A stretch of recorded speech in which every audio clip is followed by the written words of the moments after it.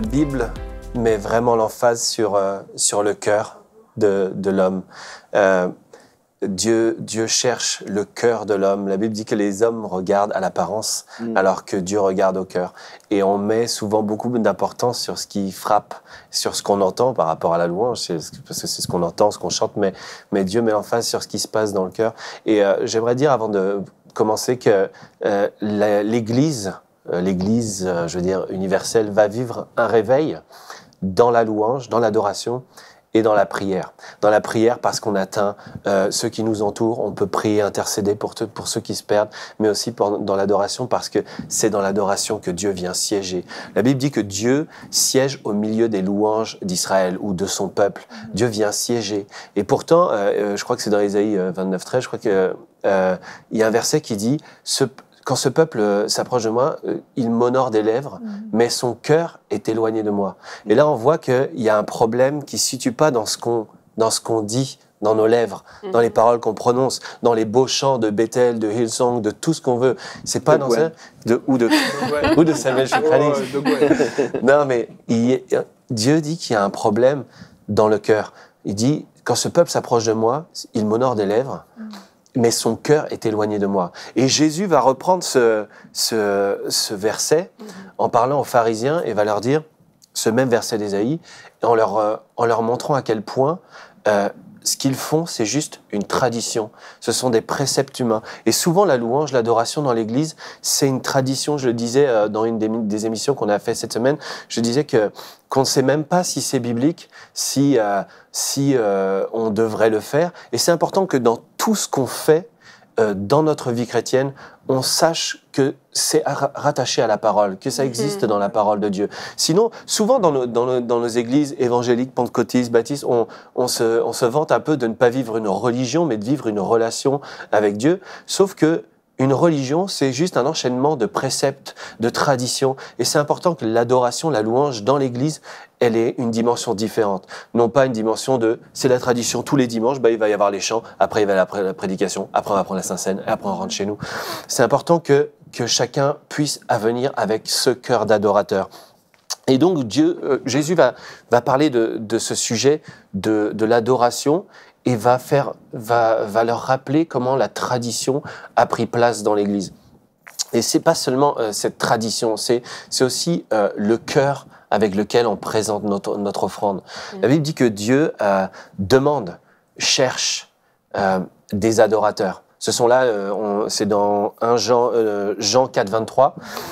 Mais l'heure vient, et elle est déjà venue, où les vrais adorateurs adoreront le Père en esprit et en vérité, car ce sont là les adorateurs que le Père demande. Où il y a une version qui dit que le Père recherche. Un jour, j'étais dans une église et puis je leur partageais, je disais, vous savez qu'en ce moment, alors qu'on est en train d'adorer, je disais, le Père recherche, demande. Et il est en train de parcourir, et j'aimerais encourager une personne qui nous regarde et lui dire, dimanche prochain, lorsque tu vas aller dans ton église, n'oublie pas que Dieu cherche. Lorsqu'on cherche quelque chose, c'est actif, c'est pas passif, c'est pas on attend quelque chose. La Bible dit, ne dit pas que Dieu, voici les adorateurs que Dieu espère ou attend. Il recherche, il demande. Pourquoi ? Parce qu'il sait qu'il y a une personne. Dieu cherche un homme, un cœur qui va faire toute la différence par son attitude, par le cœur qu'il va amener dans la louange. Et c'est pas donné uniquement au pasteur ni au groupe de louange. C'est une question de personnes dans l'Église. Dieu cherche un cœur.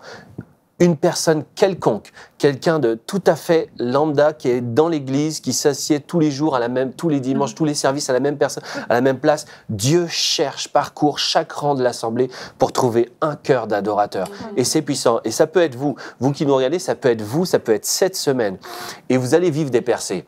Dieu vient siéger au milieu des louanges de son peuple, mais son peuple honore des lèvres et non du cœur. Mais lorsque vous allez l'honorer avec votre cœur, Dieu va venir siéger. Dieu va venir, parce qu'il est fidèle, il le dit dans sa parole. Et il va venir siéger, il va venir rester, demeurer. Et lorsque la présence de Dieu est là, tout change. Tout change. Les vies sont transformées. C'est là qu'il y a des guérisons. C'est là qu'il y a des baptêmes du Saint-Esprit. C'est là qu'on vit des percées. On a vu tellement de choses concernant les bienfaits et les bénédictions qui suivent la louange et un cœur d'adorateur. Donc Dieu cherche une personne. Et encore une fois, on peut voir que Dieu cherche un être et ne cherche pas un faire.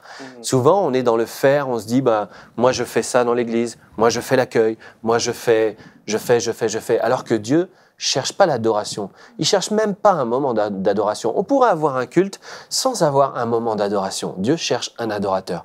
Quelqu'un qui saura, avec ses mots, exprimer quelque chose qu'il a reçu dans son cœur, exprimer son amour, exprimer sa reconnaissance, exprimer toutes les choses qui font qu'il est attaché à Dieu. Et il y a beaucoup plus d'importance dans ces temps-là que dans les temps même où on va chanter les chants qui s'inscrivent sur l'écran et puis on regarde un petit morceau du couplet, un petit morceau du refrain.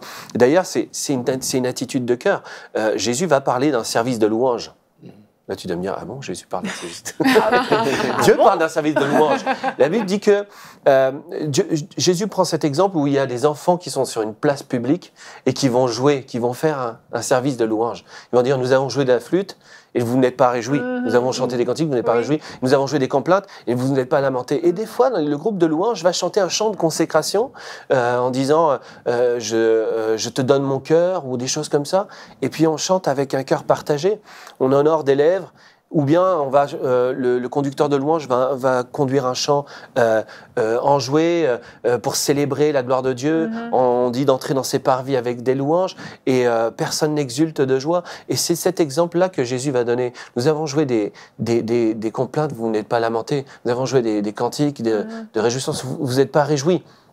Et je pense que vous allez vivre une percée dans votre Église lorsque vous allez décider vous-même de vous impliquer dans ce temps, lorsque vous allez arrêter de vous exclure et de considérer que c'est l'équipe de louange qui nous conduit ou que c'est le pasteur qui nous conduit dans ce temps-là, vous avez bien plus à vivre et dans le temps d'adoration, dans le temps de louange, il peut se passer des choses, toutes les choses que vous avez attendues pendant peut-être 25 ans de vie chrétienne, c'est à ce moment-là, au moment où vous allez mettre votre cœur devant Dieu, ouvrir votre cœur, commencer à lui parler avec vos mots. Vous n'êtes même pas obligé de chanter ce qu'il y a au vidéoprojecteur ou sur l'écran.